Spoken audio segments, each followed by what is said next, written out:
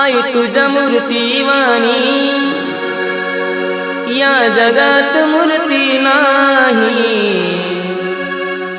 अनमोल जन्म दिला गाई तुझे उपकार फिटणार नाही।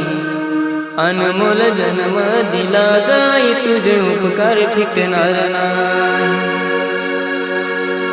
बालपणी मी खेळत खेळत बालपणी मी खेळत खेळत होत जवताना अमृताहुनी गोड पाजलास पान। अमृताहुनी गोड पाजलास पान।